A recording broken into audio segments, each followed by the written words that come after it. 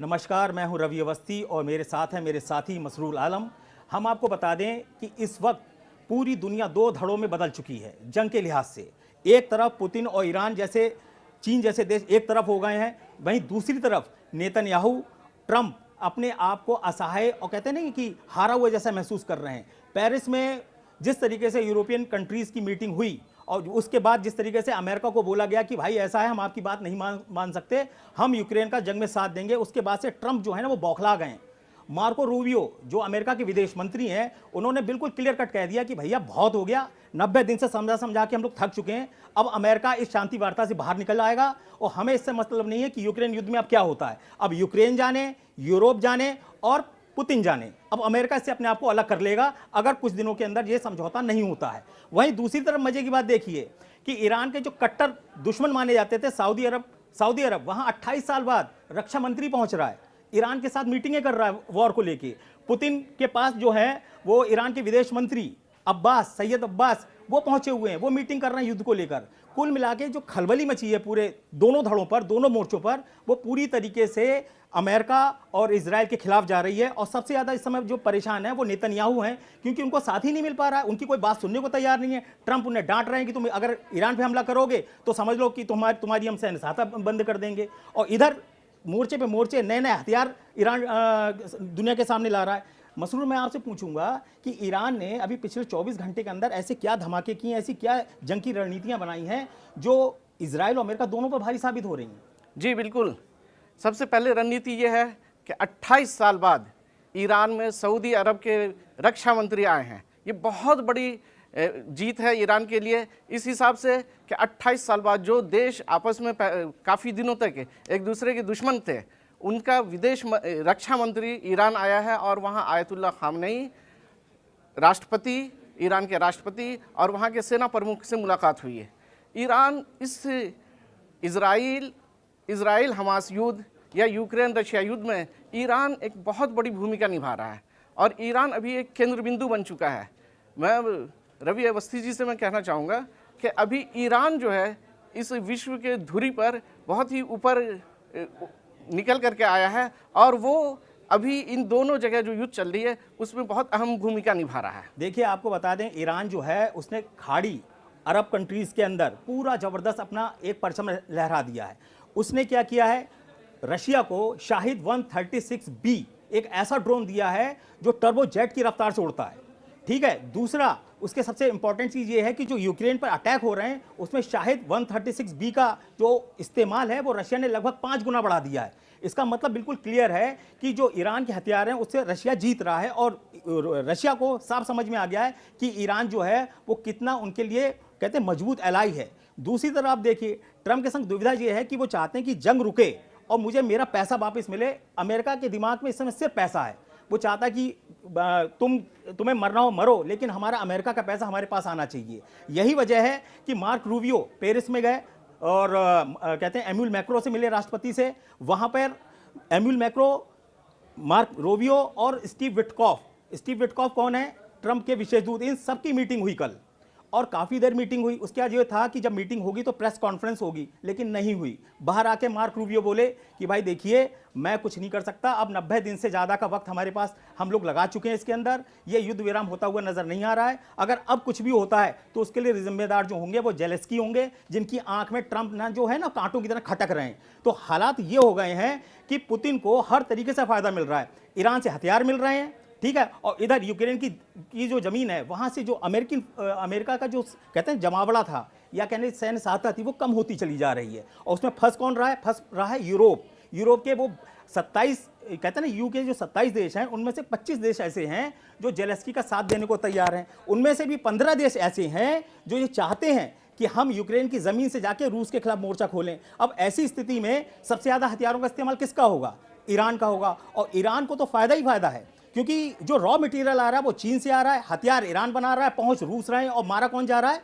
Ukraine. तो कुल मिला के जो हालात हैं वो इतने प्रचंड और भीषण हो गए हैं कि अमेरिका को समझ में नहीं आ रहा है कि पहले मैं यूक्रेन की जंग रुकवाऊं या ईरान के ऊपर कहते हैं अटैक कराऊं, और नेतन्याहू को कैसे समझाऊं, क्योंकि नेतन्याहू के ऊपर एकदम बहुत ही क्लियर कट बहुत ज़बरदस्त प्रेशर है कि भाई अगर ईरान के परमाणु ठिकानों पे हमला नहीं किया तो ये आप मान के चलिए ये आराम से एटम बम बनवाएंगे और वो वहाँ बैठे रहेंगे ट्रम्प जी, और इधर वो धमाके कर देगा आके तेल अवीव पे। तब ऐसे हालात में इजराइल का वजूद ही खतरे में पड़ जाएगा। आपको पता होना चाहिए पूरी दुनिया में 1,23,00,000 यहूदी हैं, जिसमें से 87 लाख यहूदी अकेले इजराइल में रहते हैं। वहाँ भी 10 से 12% मुस्लिम रहते हैं, जो इजराइल के पक्ष में जाता है कि भाई मुस्लिम, ऐसा नहीं कि वहाँ पे नहीं रहते हैं, लेकिन कहते हैं ना जब खतरा आएगा तो एक तो दरवाजे पे हमास, दूसरा 2200 किलोमीटर दूर ईरान है, तो ऐसे में बचेगा कहाँ? इधर बेरूत लेबनान से दनादन अटैक हो रहे हैं। तो ऐसे हालात में अगर सऊदी अरब भी ईरान के साथ चला जा रहा है तो फिर तो कहते हैं ना कि ये तो नेतन्याहू ट्रम्प के लिए कोड़ में खाद जैसा हो गया। जी बिल्कुल, बहुत ही बड़ा सेटबैक होगा इजराइल के लिए,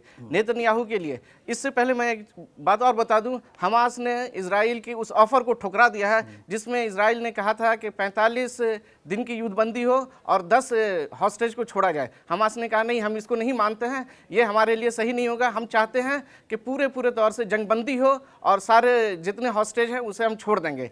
तो मसूद जी, मैं एक चीज़ आपको बीच में रोकना चाहता हूँ, ये बताइए कि आप तो बहुत दिनों से मिडिल ईस्ट की जो कहते हैं ना पूरी कवरेज को बहुत करीब से देख रहे हो, वहाँ के सेंटीमेंट्स को समझ रहे हो, और आपको क्योंकि अरबी और सारी भाषाओं का बहुत अच्छा ज्ञान है, आप मुझे ये बताइए कि इजराइल और अमेरिका के खिलाफ पूरे मिडिल ईस्ट में क्या भावनाएं हैं, किस तरीके के लोग पॉजिटिव हैं, क्या निगेटिव हैं, और उसका इम्पैक्ट वॉर पर क्या पड़ सकता है? वॉर पे इसका इम्पैक्ट देखिए, दो तरह की भावना होती है। एक तो सरकारी जो ऑफिशियल जो होती है, दूसरा पब्लिक का सेंटीमेंट जो है टोटली ये हमास की तरफ जाता है। हमास की तरफ? हाँ, हमास की तरफ जाता है। ईरान की तरफ भी वो उसमें फिर सेक्ट कहा जाता है, शिया सुन्नी वाला मामला हो जाता है। लेकिन ओवरऑल तो आजकल एक बात आ रहा है कि लोग बता रहे हैं कि मुस्लिम वर्ल्ड का लीडर बन सकता है ईरान, अगर वो अमेरिका और कहते हैं ना इजराइल को हैंडल कर लेगा, और अभी तो दिख रहा है ऐसा। अगर आप देखें सऊदी अरब तो एक सुन्नी देश हुआ ना, बिल्कुल बिल्कुल, अब वो तो वहां पहुंचा है, वहां का रक्षा मंत्री 28 साल के बाद, तो ऐसे घूमने तो गया नहीं होगा, वो किसी वजह से गया होगा। और अगर सऊदी अरब वहां गया है तो इसका मतलब सीधी सी बात है कि रशिया का प्रेशर है सऊदी अरब पर। क्योंकि अभी तक जो भी 2 मीटिंग हुई है, आपको बता दें, सबको जानकारी दे दें कि रियाद और जद्दा, ये 2 जगह मीटिंग हुई थी सऊदी अरब में, जहां पर अमेरिका, रशिया और यूक्रेन के अधिकारी अफसर मिले थे। वहां भी स्टीव विटकॉफ, ट्रंप के विशेष दूत, ये स्टीव विटकॉफ, आपको मैं बता दूं, हम लोग पिछले 4 दिन से क्यों उनका नाम ले रहे हैं, ये बंदा ऐसा है जो हर मीटिंग में मौजूद है, कोई हो या ना हो, स्टीव विटकॉफ आपको हर जगह नजर आएंगे। वही ईरान से बात कर रहे हैं, वही मॉस्को में जाके पुतिन से बात कर रहे हैं, वही जेलेस्की से बात कर रहे हैं। लेकिन जेलेस्की को स्टीव विटकॉफ का चेहरा बिल्कुल पसंद नहीं। वो कहते हैं इस आदमी को मेरे सामने से हटा दो। ये कभी कहता कि अपने 5 इलाके दे दो रशिया को, तब युद्ध रुकेगा। कभी बोल देते हैं कि आप जंग रोकने, आप अपनी सरकार से इस्तीफा दे दो, आपकी जगह कोई नया राष्ट्रपति चुन के आएगा, तब युद्ध रुकेगा। तो स्टीव विटकॉफ जो है वो जेलेस्की के लिए किसी यमराज से कम नहीं है। मैं आपसे एक और पूछना चाहता हूं कि अभी जो मीटिंग्स चल रही हैं पेरिस में, जो है मार्को रूबियो ने साफ बोल दिया कि भाई हमारी जो वार्ता है वो सफल नहीं रही, इनडायरेक्टली उन्होंने यही बोला है, और हम कुछ नहीं कर सकते। ये बताइए तेहरान में जो परेड कौन सी हो रही है? बड़ा जबरदस्त परेड हुई है, बड़े-बड़े तरह के हथियार निकाले, मिलिट्री डे मनाया जा रहा है, बहुत बड़ी परेड हुई है जहां उन्होंने अपनी ताकत की पूरी नुमाइश की है। और वहां एक ऐसे वक्त में जबकि एक कट्टर दुश्मन देश सऊदी अरब से उनकी दुश्मनी थी, और 28 साल बाद सऊदी अरब के कोई रक्षा मंत्री वहां पहुंचे, ऐसे मौके पे वहां एक बड़ी परेड हो रही है, ये बड़ी बात है जी। अच्छा, एक चीज़ मैं आपको बता दूं कि ये परेड वाली बात बताइए, ये सालाना उनकी परेड होती है, और ये 19 तारीख यानी कि 19 अप्रैल को जो एक मीटिंग होने जा रही है, इटली के रोम में। किसकी मीटिंग होने जा रही है? ईरान और अमेरिका की। धरती किसकी है? मेलोनी की। वहां पे ये एक शांति वार्ता की, या कहते हैं परमाणु समझौते को लेकर। मैं बता दूं, हाँ, जहां जिस जगह मीटिंग होने वाली है 19 तारीख को कल, वो मेलोनी सऊदी, ये वहां अमेरिका गई हुई है। बताइए आप, ट्रंप से मिलने के लिए। आप इसी से अंदाजा लगा सकते हैं कि कितना, कहते हैं ना कि जो परमाणु जो समझौते को लेकर वार्ता इटली में होने वाली है, उसकी जो राष्ट्रपति है वो मेलोनी जो है वो वहां पर है। आप जो मेरे पीछे विजुअल्स देख रहे हैं, इसमें देखिए विदेश मंत्री ईरान के पुतिन बैठे हुए साथ साथ। सारी बातें हो चुकी क्लियर कि अगर मेरे ऊपर अटैक होगा क्या होगा। ये कौन है? दिमित्री मित्रदेव ने पता क्या बोला है? बोला है कि भाई ये याद रखना, यूक्रेन की तरफ से अगर एक भी यूरोपीय देश लड़ेगा तो उसके हर सैनिक को हम ताबूत में भरकर वापस उसको भेज देंगे। सीधी धमकी, कोई लाग लपेट नहीं, सीधा उन्होंने बोला है कि याद रखो। जी मैं बताऊं, हाँ, इनका रुख जो है और सख्त है यूक्रेन को लेकर के, ज़ेलेंस्की को लेकर के और सख्त है। और कई बार इनका बयान आ चुका है कि यूरोप के देश या नेटो के देश अगर हमारे खिलाफ आते हैं तो हम किसी को छोड़ेंगे नहीं सब। और अभी हालिया बयान जो आपने अभी बताया कि वो कह रहे हैं कि उनके लिए हम कब्रिस्तान बना देंगे।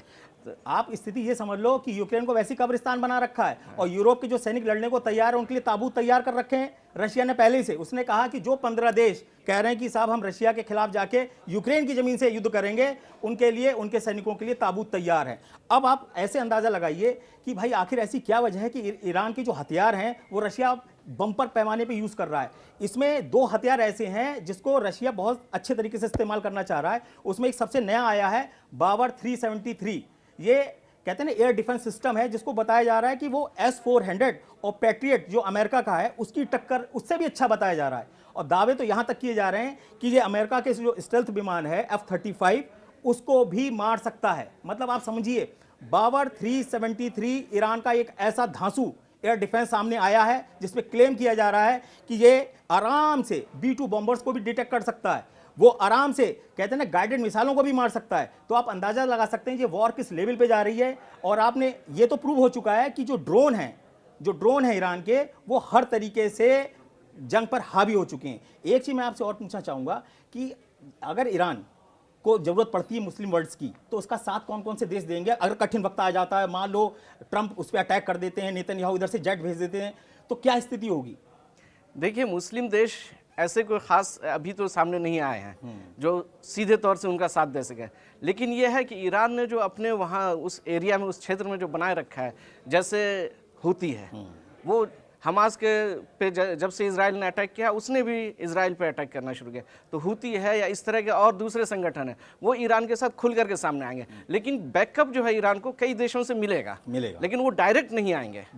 हाँ। अच्छा, एक चीज़ आपको बता दें कि जो सीधा युद्ध हो रहा है उसमें कई देश शामिल ही नहीं है। अगर आप रूस यूक्रेन जंग देखेंगे तो जेलेस्की को डायरेक्टली और इनडायरेक्टली लगभग 52 देशों का साथ मिल रहा है। नेटो तो है ही, इसके अलावा लुके छुपे पीछे से जो सपोर्ट मिल रहा है वो उसको मिल रहा है। अभी जो रशियन टीवी है उसने एक क्लेम किया है कि यूक्रेन की जमीन से अभी करीब 30 नेटो देशों के जो सैनिक हैं, जो भाड़े के जिन्हें सैनिक बोला जा रहा है, वो रशिया पे अटैक कर रहे हैं। आप इसी से अंदाजा लगा सकते हैं कि क्यों ट्रंप के एक पूर्व सलाहकार ने दावा किया है कि भैया तीसरा विश्व युद्ध तो शुरू हो चुका है, सिर्फ ऐलान नहीं हुआ है, तीसरा विश्व युद्ध शुरू हो चुका है। क्योंकि आप देखिए चीन, उत्तर कोरिया दबा के अपने सैनिकों को वहां भेज रहे हैं। अभी 150 सैनिक तो अकेले चीन के पकड़े गए, और वो भी भर्ती किससे हुई? मजे की बात देखिए, ट्रंप ने जिस टिकटॉक को बैन किया उसी टिकटॉक से पुतिन ने चीन के सैनिकों को अपने यहां भर्ती कर लिया और लड़ने के लिए भी भेज दिया। आप समझो टिकटॉक तक इस्तेमाल कर लिया है पुतिन ने ट्रंप के खिलाफ। तो आप समझ सकते हैं कि ट्रंप की स्थिति कितनी बेजारी है। इधर उन्होंने टैरिफ लगा के अपने कहते हैं पैरों में कुल्हाड़ी मार ली, यूरोप को दुश्मन बना लिया।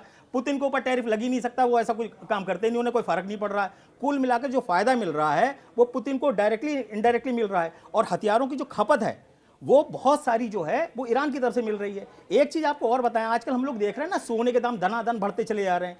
ऐसा दावा किया गया एक रिपोर्ट में कि ईरान ने अपने कुल धन का, यानी कि जो उसके पास एसेट है उसका करीब 20% पैसा सिर्फ सोना खरीदने में लगा दिया है। यानी कि बुरे वक्त में ही आदमी सोना इकट्ठा करता है, तो ईरान ने उसकी तैयारी पहले ही कर ली और सारे देशों को पीछे छोड़ दिया है। तो उसकी वजह से भी हो सकता है कि सोने के दाम अभी और बढ़ें। अच्छा, एक चीज और बताइए कि ईरान, चलिए मान लिया उसमें मिसाइल में और ड्रोन में बहुत तेज है, लेकिन ड्रोन और मिसाइल से ही जीतना संभव है इस युद्ध को? जमीन, क्योंकि असली तो जो लड़ाई होती है वो तो जमीन पे होती है। बात सही आप कह रहे हैं। उससे पहले जो कूटनीतिक लड़ाई है उसमें ईरान बहुत आगे बढ़ता जा रहा है। देख रहे होंगे आप कि ईरान एक तरफ रशिया का फुल सपोर्ट ईरान को मिल रहा है, पीछे से चाइना का सपोर्ट मिल रहा है। तो ये 2 बड़े सुपर पावर का सपोर्ट ईरान को मिल रहा है। इस वजह से ट्रंप का आप देख सकते हैं कि इलेक्शन से पहले जो रुख था उसमें नरमी आई है और जाकर के वो न्यूक्लियर डील पे बातचीत करने का ऑफर भी दिया और फिर बातचीत चल रही है, दूसरे दौर की बात होने वाली है। अच्छा, मैं एक चीज़ आपको और इसमें चीज़ें जोड़ना चाह रहा हूँ कि जो इजराइल है, इजराइल इस समय इसलिए थोड़ा शांत बैठा हुआ है क्योंकि उसके घर के अंदर भी बहुत ज़्यादा बवाल पैदा हो गया है। बिन शेट, सिनबेत, ये सब लोग आपस में एक दूसरे को ना ब्लेम कर रहे हैं। कुछ कह रहा है कि भाई हम अब लड़ाई में आगे नहीं जाएंगे। ऐसा क्यों हो रहा है? सिर्फ वहाँ के प्रधानमंत्री नेतन्याहू हैं जो हर हालत में कह रहे हैं कि हमें 1 मई से पहले ईरान पर अटैक कर लेने दो। अगर 1 मई से पहले हमने ईरान पर अटैक नहीं किया तो यह आप मान के चलिए कि ईरान को एटम बम बनाने से कोई रोक नहीं पाएगा। हालांकि ईरान के से जुड़े हुए कई विशेषज्ञों का दावा है कि 12 एटम बम का हिसाब किताब उसने बना रखा है और 5 एटम बम तो होंगे उसके आसपास। यानी कि ऐसी लड़ाई में कुछ भी संभव है। आपको थोड़ा सा ध्यान दिलाता हूं, अभी ईरान में ना भूकंप आए थे 2 महीने पहले और बोले थे वो धरती हिल गई और भूकंप आया, लेकिन उसका जब ऊपर का हिसाब किताब चेक किया IAEA ने अंतर्राष्ट्रीय जो परमाणु एजेंसी है, तो उसको पता चला कि जिस इलाके में भयंकर भूकंप जैसी बातें बोली जा रही थी 4.5 या 5.0 की, वहां पे रेडिएशन बहुत ज्यादा था, यानी कि विकिरण था, यानी कि कोई परमाणु टेस्ट हुआ है और उसको छुपाया गया है ईरान की तरफ से। तो आप अंदाजा लगा सकते हैं कि इस 2 मोर्चों पे पुतिन जो है वो मजबूत हो गए हैं, एक ईरान के मोर्चे पे, दूसरे यूक्रेन के मोर्चे पे, और जो ट्रंप है जो सुपर पावर समझते थे अमेरिका को, वो बिल्कुल बैकफुट पे चला गया है। तो मेरा ये कहना है कि आज हम इसको यहीं पे अभी विराम देते हैं, क्योंकि बहुत सारे डेवलपमेंट अभी बहुत जल्दी होने वाले हैं, और हम मसरूर कल आपको फिर बताएंगे कि अगला जो मोर्चा है अमेरिका के लिए, नेतन्याहू के लिए, पुतिन के लिए और ईरान के लिए, वो कितना ज़्यादा वास्ट होने वाला है, कितने बड़े इलाके में भी जंग फैलने वाली है, इसमें अब कोई शक नहीं है। बिल्कुल।